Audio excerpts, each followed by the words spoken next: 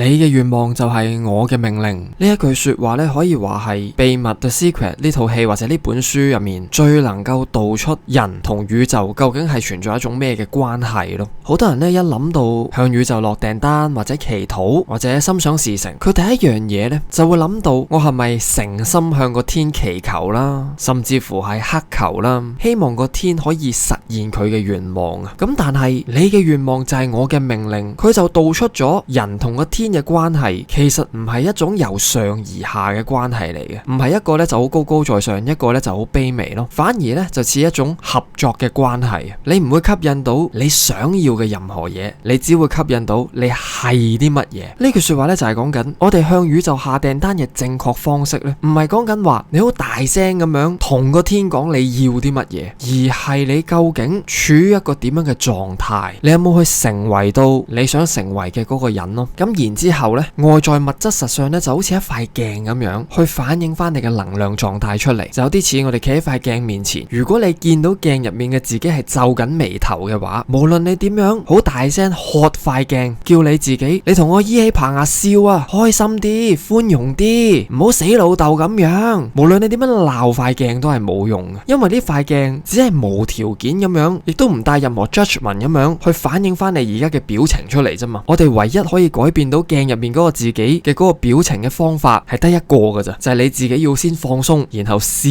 咯。咁鏡入面嗰個你呢，佢係冇得選擇地，只能夠如實地反映翻你嘅表情出嚟㗎咋。其實你嘅願望就係我嘅命令，係呢個意思咯，就唔係話你要點樣跪低，你要點樣祈禱，你要點樣誠心，你要讀啲咩禱文，宇宙先至會聽你講。所以點解與神對話會話唔好人格化神，唔好用一個人嘅方式嚟到理解個宇宙，反而呢，我哋可以將成個宇宙理解為一個好精確無誤嘅機器咯。佢話宇宙就好似一部影印機咁樣，將你嘅內在存在狀態或者你嘅信念呢，係如實 copy 翻喺個外在物質實相嗰度咯。所以宇宙係好聽話嘅，佢唔會同你作對嘅，佢對你嘅願望都冇 judgment 嘅，佢唔會話你應該要做啲咩或者你唔應該做啲乜嘢，佢只係反映翻你係啲乜嘢咯。即係就好似一塊鏡咁樣，我哋俾啲咩出去就會收翻啲乜嘢，俾愛出去就會收翻愛，俾恐懼出去就會收翻恐懼。咁當然啦，去到實際落場啦，你面對你嘅物質環境，有啲朋友呢會有個疑問嘅就係，咁我都已經笑咯，我都已經嘗試去成為一個喜悅嘅人咯，嘗試去 feel good，嘗試去正面思考咯，點解外在物質實上都係冇改變嘅呢？咁喺秘密呢本書入面呢，就提出咗一個吸引力法則，一個好重要嘅運作方式，就係喺顯化嘅過程呢，係有一個時間差嘅。用鏡嚟到去理解呢，係一個比喻嚟嘅。你對住塊鏡笑呢，佢俾翻你嘅 feedback 係即時嘅。咁但係喺物質嘅世界入面呢，嗰個 feedback 呢係需要時間嘅緩衝嘅。因為如果你真係即時秒間心想事成嘅話呢，好有可能就會令到你有好多麻煩嘅。譬如你突然間唔知點解諗起隻死老鼠，咁隻死老鼠就喺你面前出現嘅話，咁係會好大鑊嘅。呢個時間差嘅機制呢，就係宇宙讓我哋去諗清楚，究竟我哋真正想要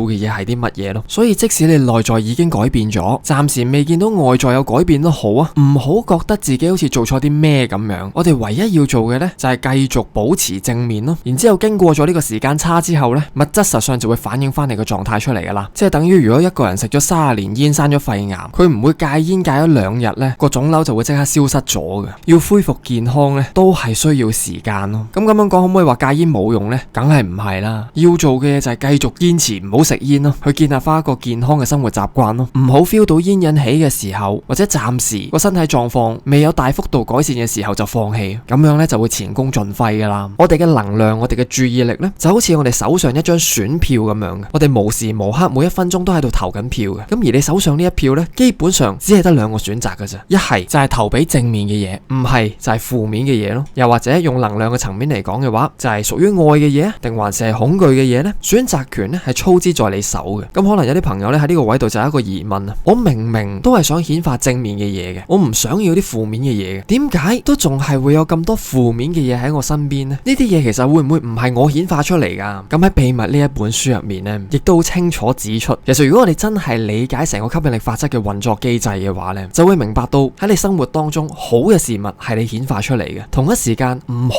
嘅事物都係你顯化出嚟嘅。咁我哋必須係要有勇氣去接受呢一點咯。每一個人生命嘅成果呢，都係自己創造出嚟嘅。不過好有可能你未必係故意嘅，你未必係有心去顯化化咗呢個唔係咁理想嘅實相出嚟嘅，好有可能咧係基於以往好根深蒂固嘅慣性啊，習慣咗睇事物咧都係睇咗負面嗰邊先，咁自己都可能唔察覺噶。咁外在物質實相咧，其實只係會如實地反映翻你嘅能量狀態出嚟咯。佢冇意見嘅，佢唔會評論話你咁樣係叫好，或者另外一樣嘢叫唔好。佢總之就係如實地去反映翻個結果出嚟俾你睇嘅啫。咁我哋掹啊或者鬧佢，其實都係冇乜用嘅。反而了解翻成個運作機制係好緊要咯。即係譬如我見好多人呢，可能佢人際關係上同人相處起嚟呢唔係咁理想嘅，可能都冇乜朋友嘅，更加唔好講知己啦。但我發現有部分嘅人呢，佢哋表達自己或者嗰個溝通方式呢，可能都係比較自我中心，講嘢呢係好倔嘅，而佢自己係唔察覺啦，亦都可能係唔想承認嘅，就導致到呢，其實好多人都係唔想同佢做朋友咯，又或者佢自己都推開緊好多真心對佢好嘅人咯，又或者以感情嘅層面為例啊，好多人好想要一個伴侶，佢係想要嘅，但係點解個外在物質實上嗰個結果又咁未如理想呢？如果我哋再細心去觀察呢一類人嘅思想、言語、行為嘅模式，去散發緊一種咩能量呢？其實好容易可以睇到嘅，就係佢可能冇意識地咧會諗好多嘢，或者講好多嘢，或者做好多嘢，係將啲潛在嘅伴侶推開咯。唔係講緊佢想唔想要伴侶啊，或者個天喺度玩緊佢啊，而係佢實際嘅行為，佢嘅諗法係吸引緊伴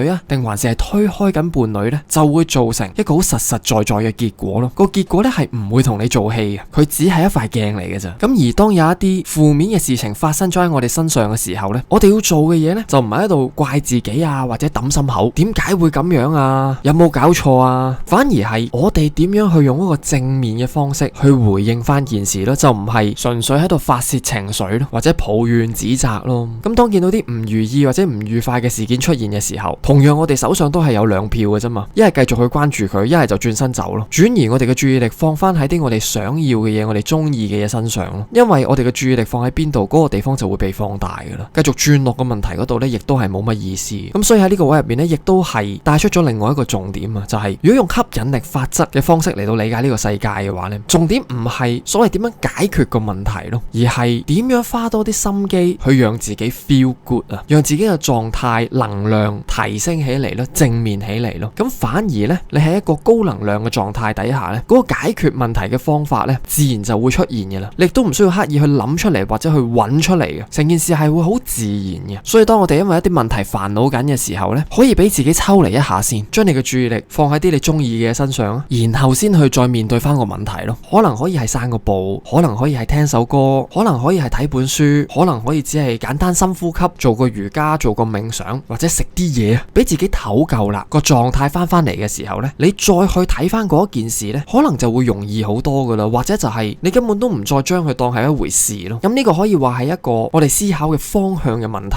嚟嘅，就唔係話叫你去逃避或者唔負責任啊，而係向內搞翻掂自己先至再去面對翻個問題咯。當我哋面對塊鏡嘅時候，見到佢皺眉頭，我哋係咁喺度塊鏡，喺度掹，喺度鬧佢，點解你唔改變啊？做咩要咁啫？定還是係翻去我哋自己身上，明白到OK 有一個意識嘅，而家我見到外面個外在物質實相呢，唔係咁理想。好，我睇下點樣調整我個狀態先，我睇下當下呢一刻我可以做啲乜嘢係讓自己 feel good 先，或者唞翻夠先。咁好清楚明白，當我唞翻夠嘅時候，我能量足翻啲嘅時候呢，我就係對緊塊鏡笑啊。咁然後基於呢個機制，外面嗰個所謂個問題啊，好有可能呢就咁就迎刃而解噶啦。所以呢個呢，原來係一個向內探索嘅旅程嚟嘅，就唔係我要點樣去 fix 個外界，或者諗好多辦法睇下點樣解決個問題。真正解決嘅方法，原來就係從自己嘅能量狀態開始咯。